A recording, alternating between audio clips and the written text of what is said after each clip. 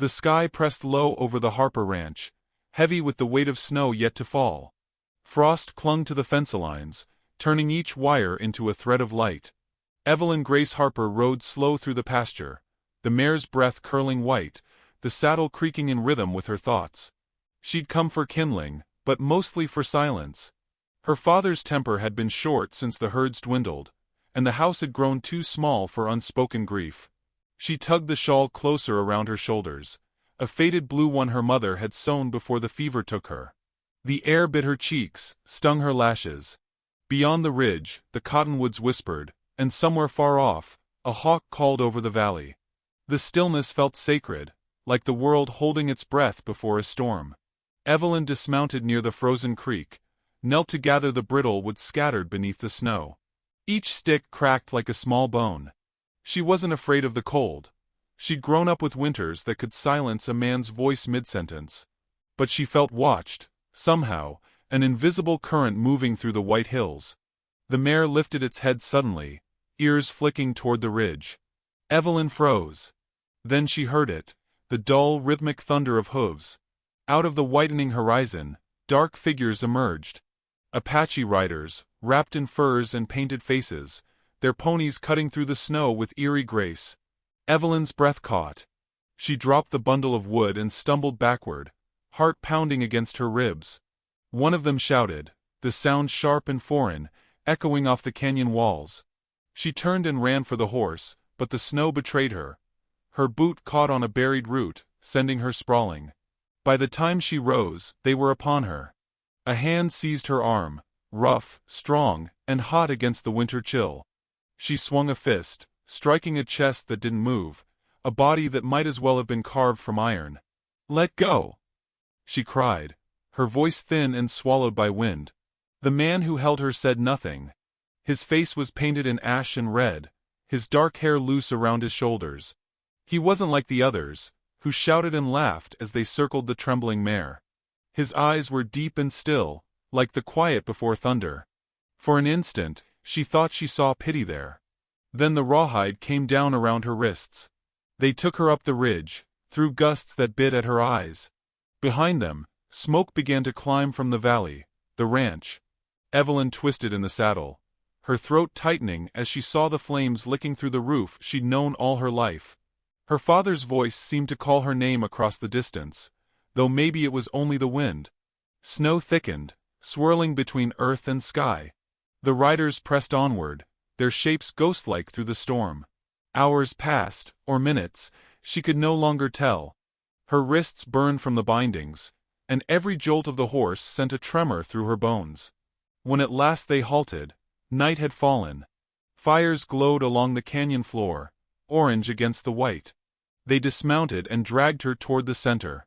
Chief Black Crow stood near the flames, a tall man draped in a wolf pelt, his expression unreadable. The tribe gathered close, their eyes bright with curiosity and hunger. Evelyn stumbled to her knees, her hair falling across her face. She heard the chief's voice, low and deliberate. He spoke to the man who'd captured her, the silent one. The conversation carried the weight of judgment. When it ended, the chief gestured toward her. A young warrior pushed her down roughly. She felt the sting of snow against her palms, the shame of being displayed before strangers. Then she heard another voice, a single word spoken in a tone that stopped even the chief for a heartbeat. It was him. The quiet one. He stepped forward, broad-shouldered, bare-chested despite the cold, a fur draped over one arm. His breath misted in slow clouds. Without asking permission, he knelt beside her and laid the fur around her shoulders. The warmth startled her. His hand lingered just long enough for her to feel its tremor, like he, too, was breaking a rule. The camp fell silent. The chief's stare was hard, but he said nothing. Evelyn wanted to speak, to thank him, to curse him, to ask why, but no words came. Her lips were numb, her heart loud in her ears. The man rose and stepped back into the shadows, leaving her wrapped in his scent of smoke and pine. Night deepened. The tribe ate, laughed, and vanished into sleep one by one. Evelyn sat by the fire, her hands raw from the cords, her mind replaying the day in jagged fragments. The flames, her father's face, the stranger's eyes. Above her, The stars burned through thin clouds, sharp as glass. When old Marta approached, a bent Apache woman with gray braids and a face like carved bark, Evelyn flinched. But the woman only set a bowl of broth before her, and pointed upward. "Sky still watching," she said in halting English. "You live." Evelyn drank. The warmth slid down her throat like mercy. When she looked up again, Talon, the silent man, was standing beyond the fire motionless. His gaze met hers for the briefest moment before turning away. She realized then that he wasn't guarding the camp. He was guarding her. The days that followed blurred together. She woke to the sound of drums and worked under watchful eyes. She learned the rhythm of the camp, the children's laughter, the hiss of firewood, the low hum of songs she didn't understand. Each night, Talon stood by the outer fires, his breath a ghost in the cold. He spoke rarely, yet his presence kept the crueler men from approaching her. Still, shame clung to Evelyn.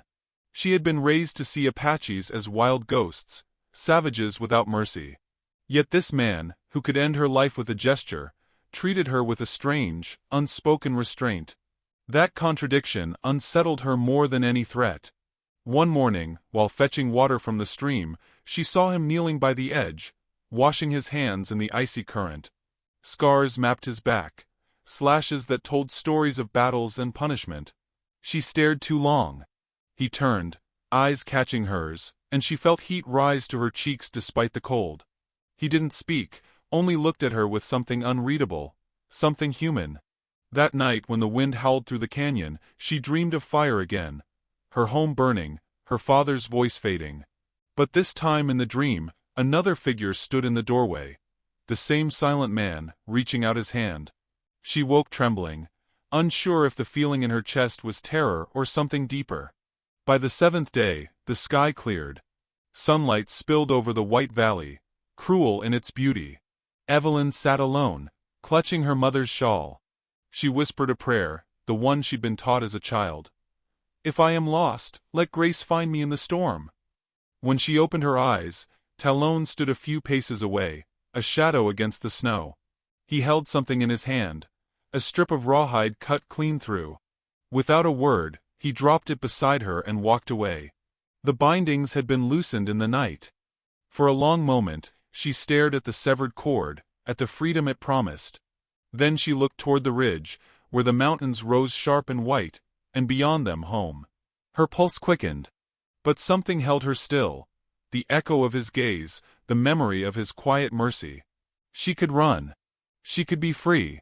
And yet, part of her hesitated, the cold air filling her lungs like a question she wasn't ready to answer. The wind shifted, carrying the distant cry of a hawk. Somewhere beyond the camp, hoofbeats echoed faintly in the snow, an approaching sound or a warning. Evelyn turned toward the noise, heart hammering, as Talon stepped back into the firelight, his expression unreadable.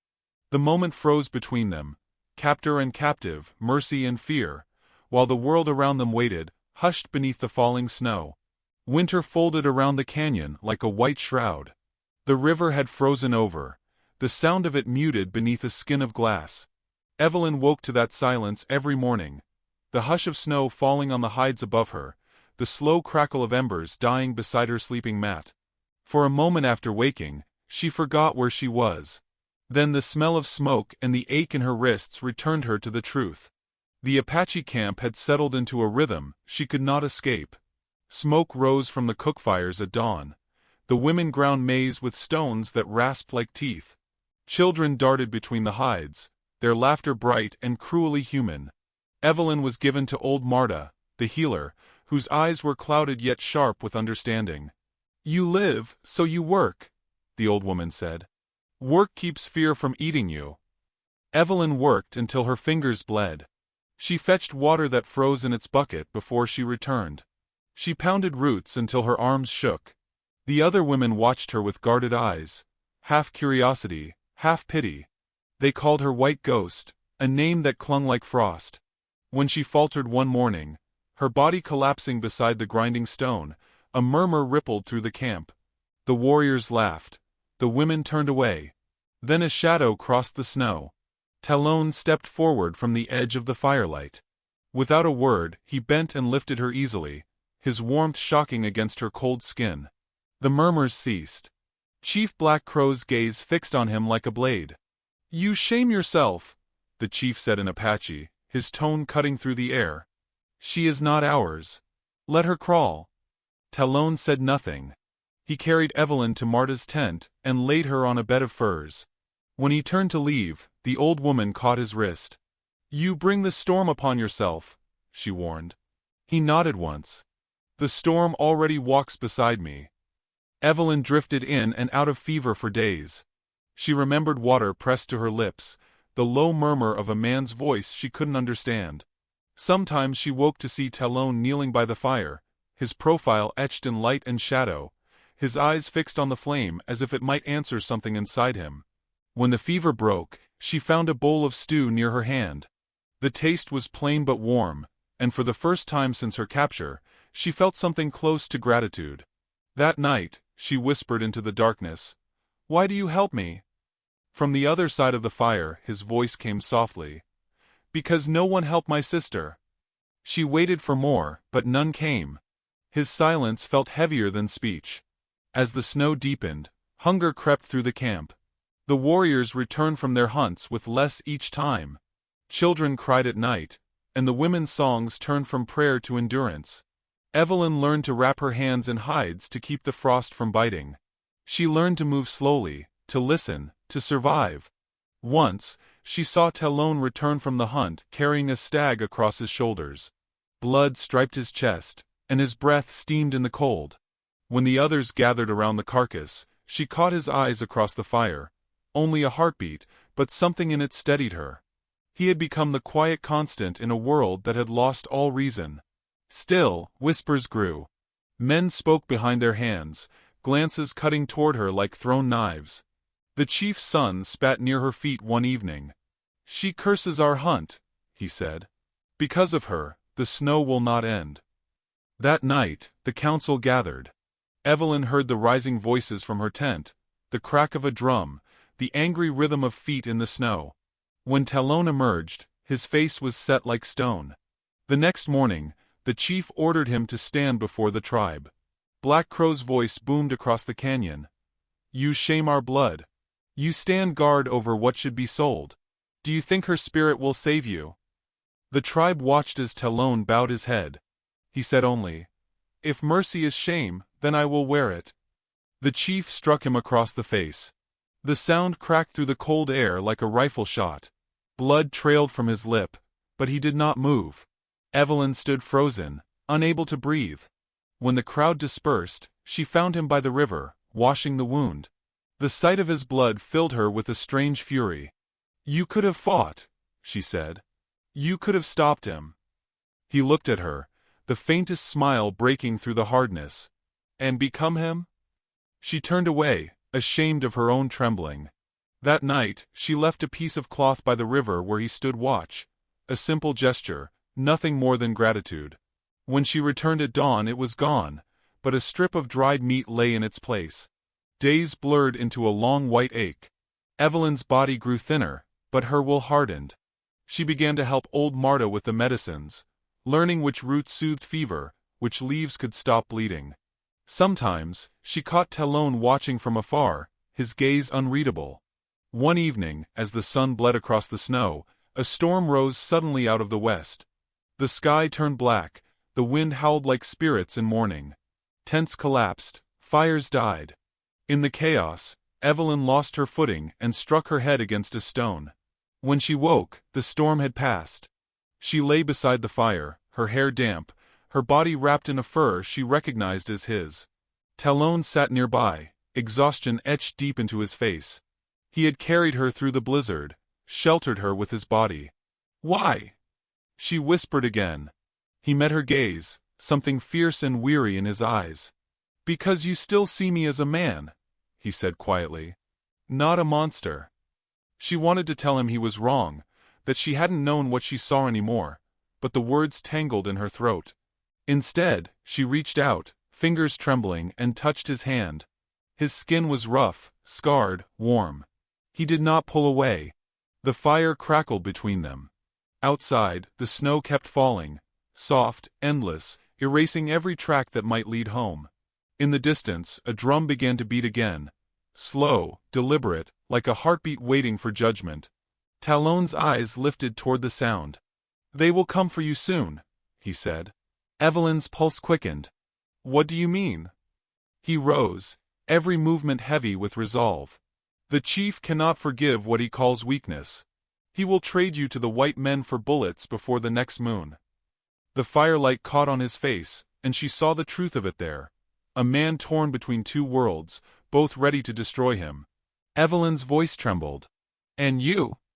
Talon looked toward the horizon, where dawn hinted pale against the storm's edge. "I have already chosen," he said. The drumbeat grew louder, echoing through the canyon as the wind carried snow through the cracks of the tent, white flakes swirling between them like falling ash. The first light of dawn bled over the canyon walls, staining the snow in faint hues of rose and ash. Evelyn stirred beside the embers, her breath rising in shallow clouds. The camp was still. Only the ravens moved, their wings whispering above the sleeping hides. She had dreamed of home again, her father's hand on her shoulder, the smell of hay and smoke, the simple peace of safety. But when she woke, the fur across her body was Talon's, and the air was heavy with choices. He was already awake, standing near the river's edge, his figure framed by mist. The leather strap across his shoulder held a bow, but the weapon hung idle. His eyes were fixed on the horizon, as if watching for something no one else could see. She approached quietly, the snow soft beneath her bare feet. "You meant what you said last night," she murmured. "They'll trade me." He turned to her, the scar on his cheek catching the light. "Before the moon wanes." "And you'll let them?" His jaw tightened. "If I stay silent, I remain their brother. If I speak, I become their enemy." Evelyn folded her arms against the cold. "You can't live in both worlds, Talon." "I already don't." The words fell between them like a stone dropped into still water. She saw it then, the war inside him. Loyalty bound by blood, and conscience bound by something older. By mid-morning, the camp stirred. Men returned from the hunt with nothing but frost on their lashes. The chief's patience had worn thin. His anger was a living thing. When Talon entered the circle of the fires, the murmurs began. Evelyn stayed at the edge, her shawl drawn tight. Chief Black Crow rose, his wolf pelt sweeping the snow. "You defy me again," he said in Apache, voice like thunder over stone. "The white girl weakens us. We starve while she breathes. I will trade her before the next moonrise." A hum of approval rippled through the tribe. Evelyn's heart thudded, and she looked to Talon. He did not bow this time. His voice, when it came, was low but steady. "The spirits brought her here in the snow. You cannot sell what the spirits gave."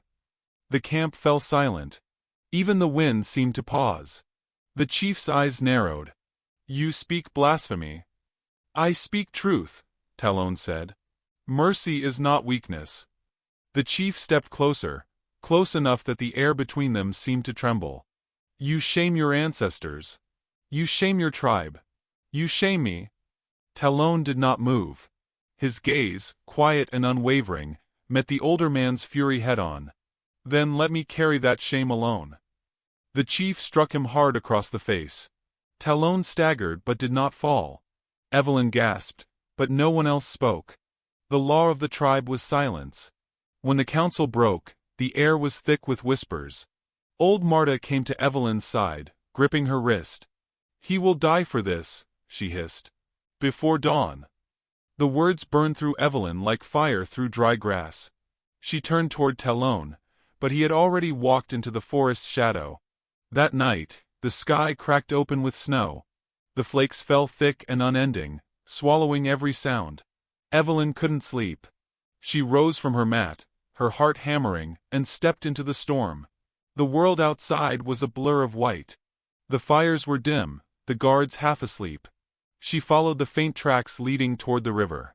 She found him there, kneeling in the snow, his hands buried in the frozen earth. The blood on his cheek had turned black in the cold. "They'll kill you," she whispered. His breath steamed in the darkness. "Maybe." You can't stay here. His head lifted slowly. If I leave, I become a ghost. If I stay, I lose my soul. Then take me, she said. Let's both become ghosts. He stared at her, disbelief flickering behind the weariness. You'd die out there. I'd die here too. For a long moment, he said nothing. Then, with a slow exhale, he rose to his full height. The decision came like the sound of a bowstring. Quiet, final. At dawn, he said. We go. They left as the first light touched the ridge. Snow muffled their footsteps, and the camp lay still behind them, wrapped in sleep. Evelyn wore furs too large for her, her hands buried in them for warmth. Talon carried little, his knife, his bow, a pouch of dried meat. The mountains loomed ahead, their peaks lost in stormlight. The cold bit deep, slicing through cloth and skin alike. Evelyn stumbled often, her strength fading with every step.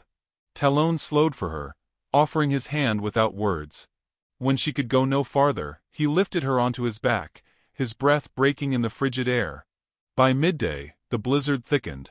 They took refuge beneath an overhang of stone, the wind howling beyond. Talon built a small fire from pine and flint, the sparks catching like fragile stars. Evelyn sat beside him, her lips blue. Why risk this? She asked softly. You could have stayed. Let me go. He looked into the flames. I once watched my sister taken by men who looked like you, he said. I did nothing. I was 14. Too afraid. She never came back. The confession hung between them, raw and trembling. Evelyn reached for him, her hand resting on his arm. I'm sorry, she whispered. He nodded, his gaze distant.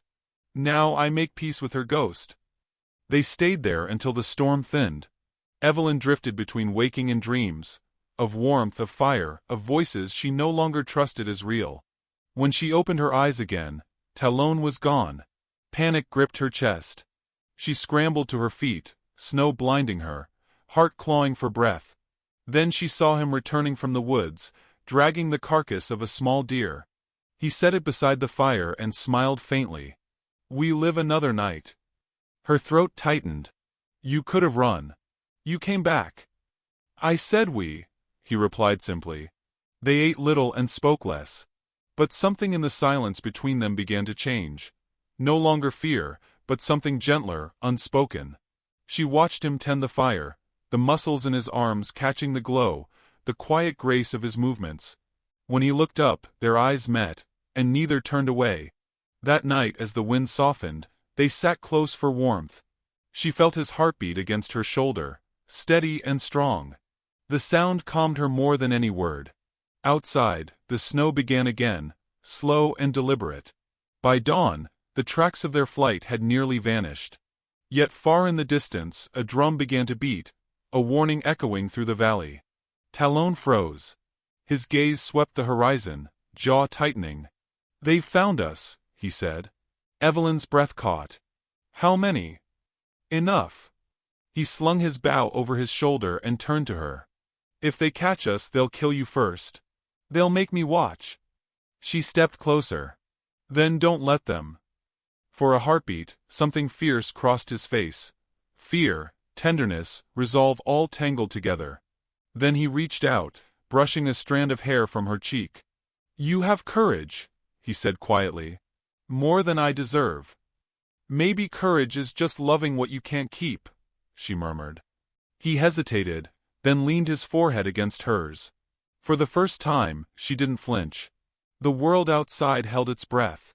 When they pulled apart, he whispered, We'll reach the valley by nightfall. After that, I can't promise anything. She nodded. I don't need promises. They stepped out into the pale morning. Snow stretched endless before them, a blank page waiting for fate's hand. Behind, faint but growing, came the sound of pursuit, the steady, inevitable drum of hooves on ice. Evelyn looked back once, then forward, her hand slipping into his. The contact was fleeting but sure, like two flames finding the same wind.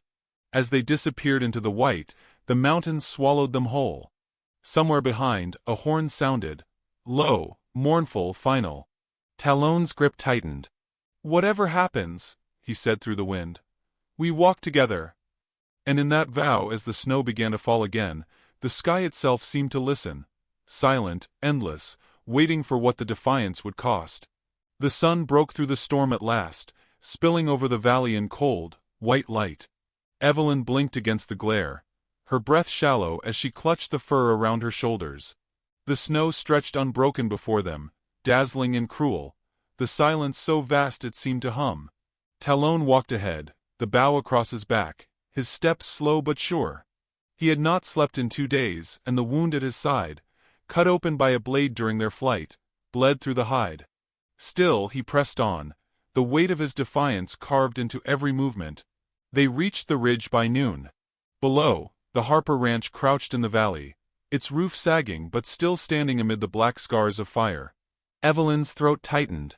Smoke rose from the chimney, thin, uncertain, like the breath of someone barely living. Her father had survived. Before she could speak, a faint tremor passed through the ground. The sound followed, distant hooves, growing louder. Talon turned, his eyes narrowing. Against the glare, dark shapes appeared at the edge of the plain, riders, dozens of them, moving fast. The tribe had found them.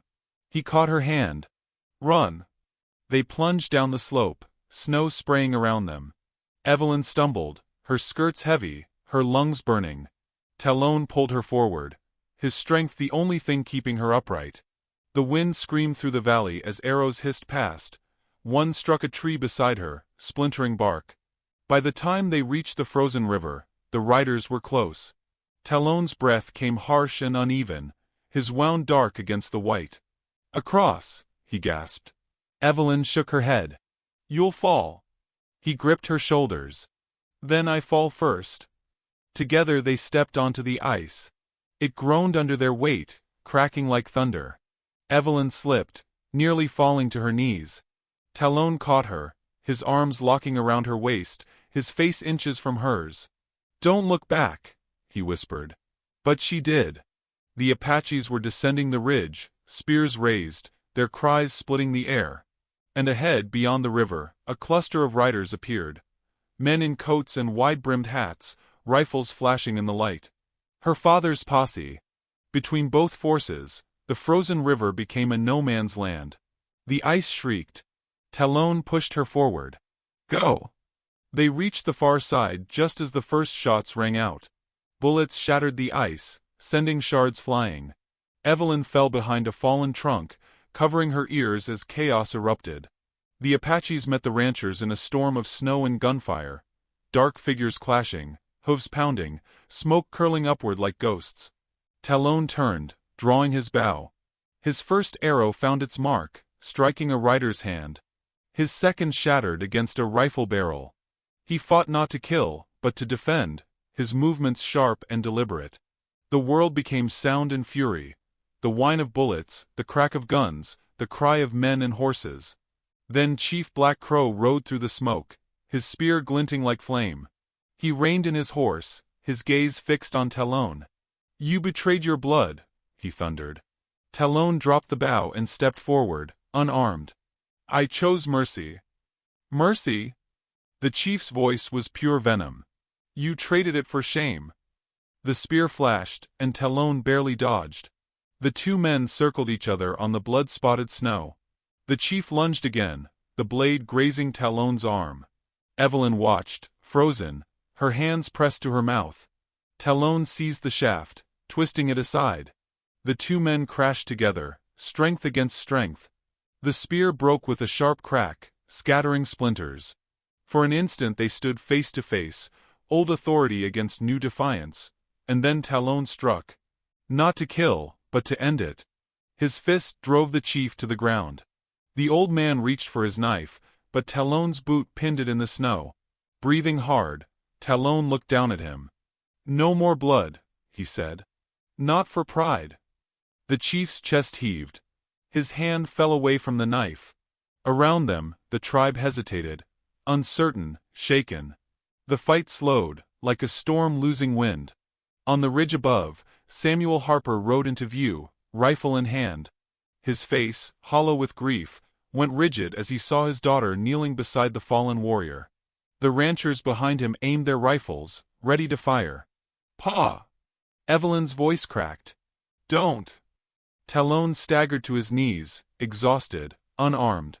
The men tensed at the sight of him, shirtless, painted, every inch the enemy they'd been taught to fear.